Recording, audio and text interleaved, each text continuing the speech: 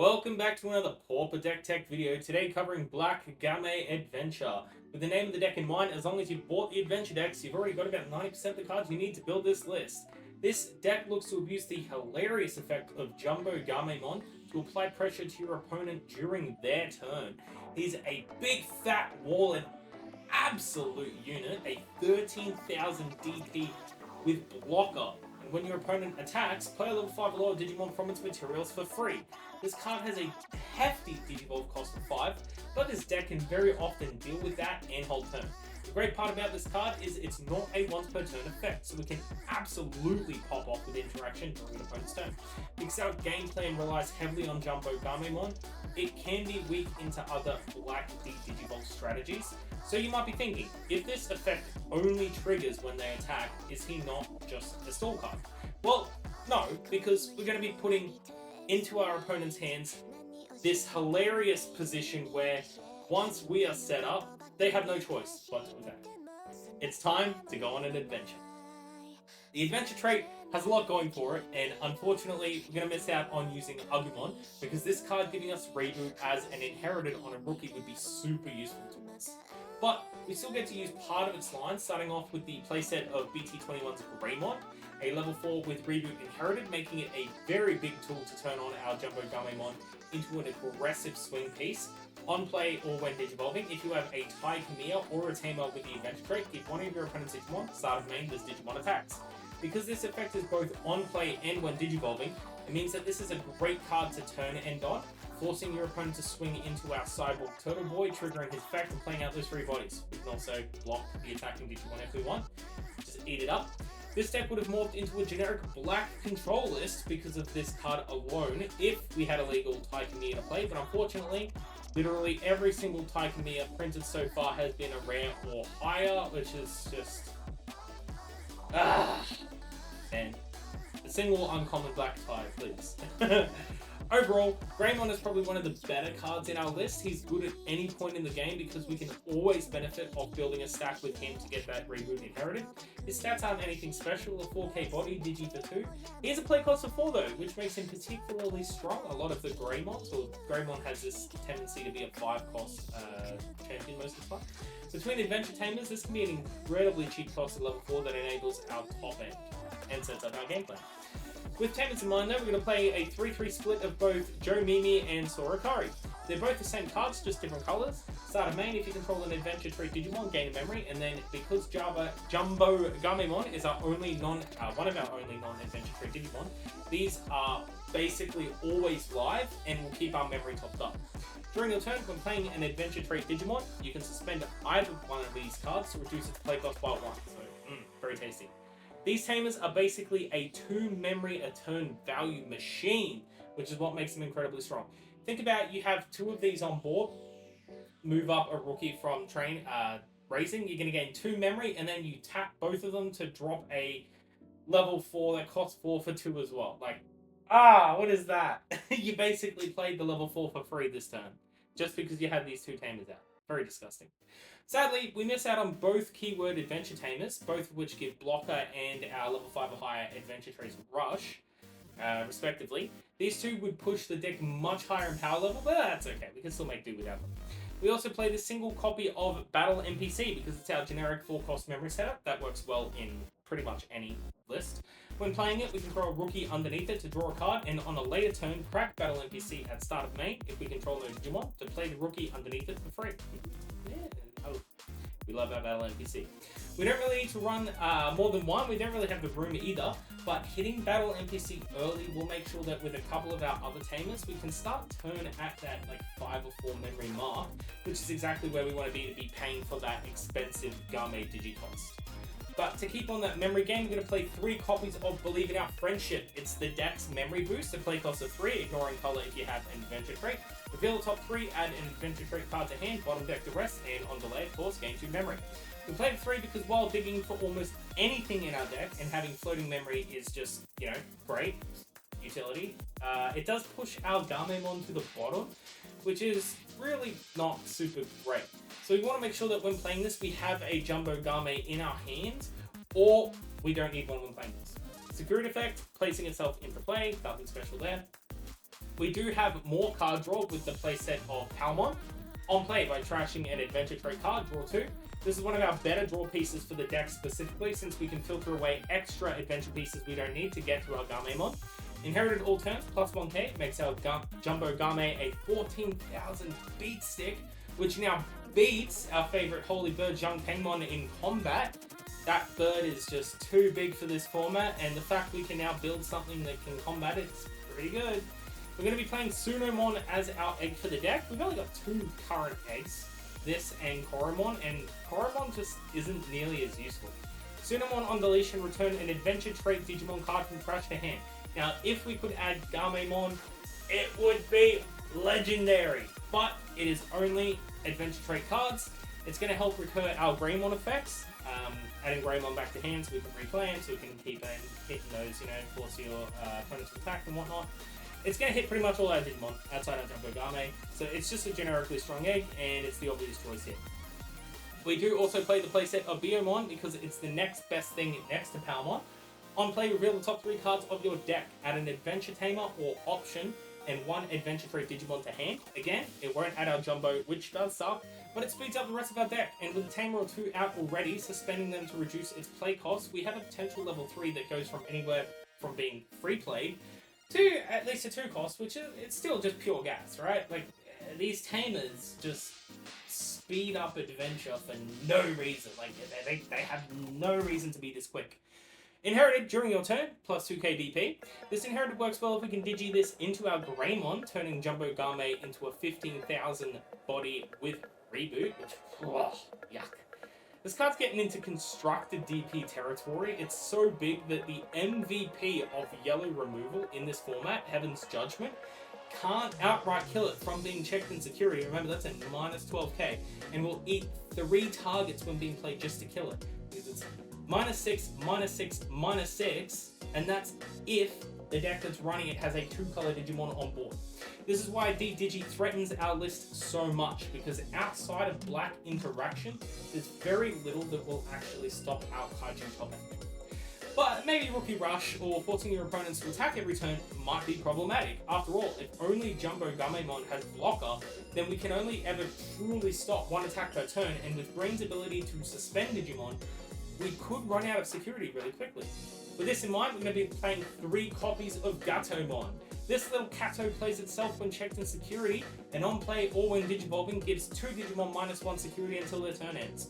This card slowly got bumped up from not even being played to 3 copies because free bodies and stall in this deck is like kind of what this deck already wants and what it does, And why wouldn't you want to play something that sets your opponent back a turn in terms of kill potential, so that you just get that extra turn to set up your big Jumbo, so that when you do want them to attack or when you force them to attack, you can get that max benefit out.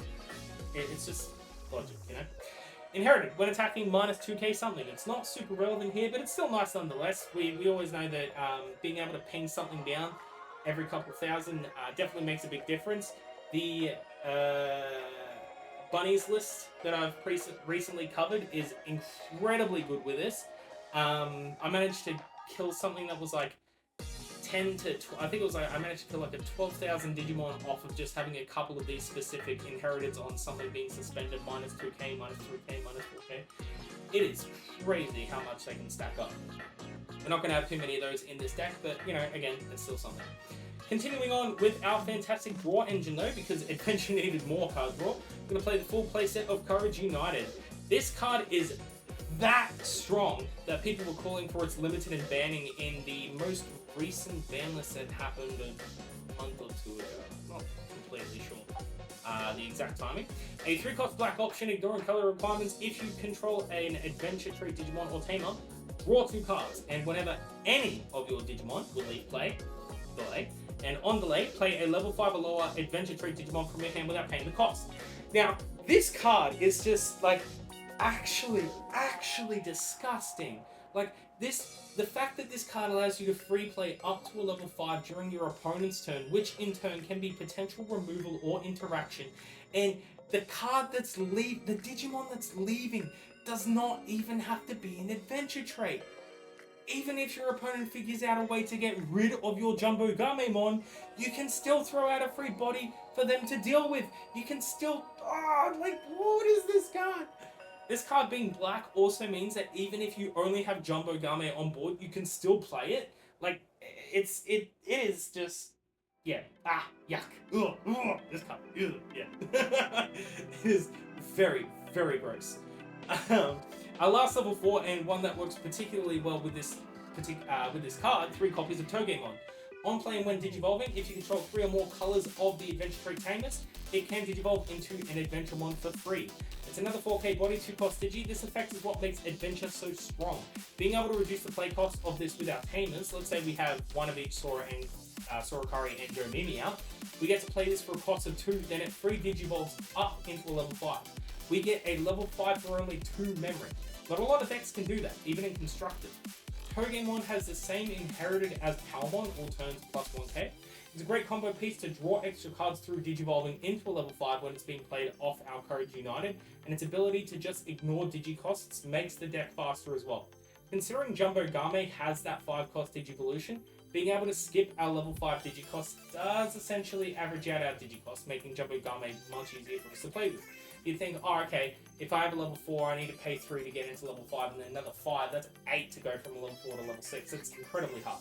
But if you want to even this out and say 3 cost level 5 is, and then 5 for a level 6, then yeah, 2.5 memory, it's much easier, right? Our last rookie, and it's technically a flex slot, which I'll leave up to you guys to choose. We have access to both Tentomon or Gomamon in this slot. Both are Floodgate rookies in their own rights. Tento stopping digi cost reduction, and Gomamon stopping memory gain outside of Tamer effects. Now, I'm biased towards Gomamon since it just seems on average the better Floodgate effect, though Tento can outright counter certain matchups and certain Digimon, slowing down your opponent. Tento turns off all the reduction rookies, which basically taxes them 1 memory, turning their rookies into vanillas with inheritance, which is... Anytime you can reduce the digivolution of something, you're going to want to play it, so this definitely seems like an okay choice here. So I'm currently playing with the playset of Tentos, but you could just as easily do a 2-2 split, or play 4 Goma, or play a 3-1 split as you like. It's completely up to you here. The spicy one-off inclusion to our deck, Laplace's Demon, makes its appearance and is just the perfect enabler to Jumbo Gamemon. A 1-cost black option that has Greymon's effect stapled on, forcing an opponent's Digimon at start of main to attack. Security effect, adding it to hand. I'd play more copies of this if we had more black sources, but it's not super reliable to always have a black source on board, especially since none of our Tamers are black, and again, rip to the Ty and Izzy Tamer unable to be played in this format. Like, okay, let's just ignore the Rush Adventure Tamer here. If we just were able to play the black blocker Tamer, oh my god, this deck could be so good. This card can translate to a 1 memory investment that will have our Jumbo Game eat one of their Digimon when blocking and potentially play out a level 5 for free. So with this 1 memory option, we're getting upwards of 6 memory in value. 6 memory minimum, because we're still going to be eating a Digimon playing out level 5 worth 7 memory. Like, very, very strong. Lastly, our level 5s, and this is where the whole deck comes together. 4 copies of BT21's Metal Greymon. This card is a 7-cost, 7k body, digi cost of 3 on Adventure Trade, of course, and on play when digivolving, de-digi one of your opponent's Digimon for every 2 colors your Tamers have. This is already incredibly strong as a control tempo piece, and the fact that we can trigger it during our opponent's turn through the likes of Courage United, or playing it for free from underneath our Gamemon, gives it great flexibility. Alliance Inherited, because why not have our Jumbo Game swing for 2 checks at 13k plus during our turn with Reboot, like, whew. Its other ability, though, helps the deck get through the mid-game when we can't get to Gamemon. During your turn when you play or digivolve another Digimon, if that has the Adventure trait, one of your Digimon gains Alliance for the turn, then one of your Digimon may attack. So with this in mind, we can go from a board with just Jumbo Gamemon, having our Metal Greymon underneath it. The opponent attacks due to a well-timed Laplace's Demon. We play out the Metal Grey, which will hopefully de-digi too if we have a copy of both our Tamers on board. We can block the attacker if we so wish, and then during our next turn, when we play out another cheap Adventure Digimon, we will trigger our Metal Grey, giving Gamemon Alliance, swinging and suspending the Digimon you just played for the additional check, which is also just even more free if you have Greymon underneath our Gamemon for that tasty Reboot Inherited. We must remember that Jumbo Gamemon benefits off two particular things. His ability is not a once per turn, so as long as he has viable materials under him, you can build a huge board if your opponent wants to go wide, which in turn allows you to go wide. And you benefit off all these on-play effects. Just adventures, just all on-play, on-play, on-play. Very, very strong. And two, his ability only cares about our opponent attacking, not whether or not he can block. Yes, he is an amazing wall. Yes, he is a blocker, but with his large DP, he's also one of the strongest Digimon in Pauper, and therefore one of, if not the safest Digimon to swing into security with in the format. So don't forget those triggers if your opponents look to try and outrace you.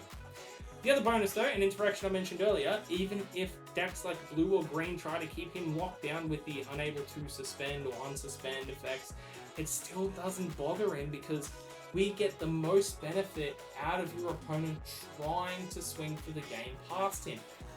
It doesn't really matter if he's suspended because you just get to play out all these extra bodies anyway. The second we get to play a level 5 from underneath him, we have technically gotten our memory value out of him. Metal Greymon has to be included as one of our level 5s due to him being one of the two colours Jumbo can digivolve into and gives us access to interaction we haven't thus far covered in the list.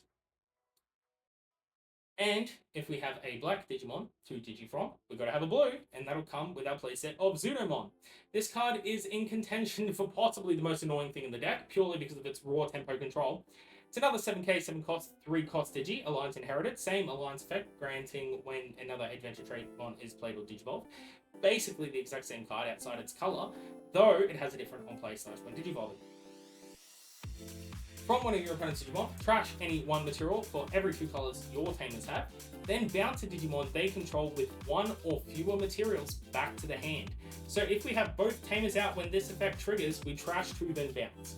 This means that unless you're versing a deck that's able to place extra materials under, like blue using Yao, or EX9 centric decks with like training, just putting tons of face down materials under it, every level 5 is more or less bounced off of this. Trashing their level 4 and level 3 material, you can leave them with an egg, you get to bounce it. For a level 6, it can trash the level 5 and level 4 material. It will bounce it if it hasn't been moved from raising. It will only have the level 3 underneath it. If you're unlucky and it's a, level 6 that came from raising, then yeah. If you digivolve into this, you get to bounce something, then digivolve into Jumbo Game. You can swing for 2 potential checks with Alliance, reboot, then play out your Zudomon again if they dare to attack. It's like, and then you bounce something again. Like, it's so gross, man. We have one more card to discuss, and it's one inclusion of EX5's Etemon. This card ticks a couple boxes in our list. It's a level 5 Jumbo Game that it can digivolve into. Its effect is another force something to attack on play. It bumps up our total level 5 count to 9, which is where we get the most value out of Jumbo Game's effect. Unfortunately, it only digivolves on 7 out of 10 of our level 4s. It doesn't digivolve on our Togemons, unfortunately.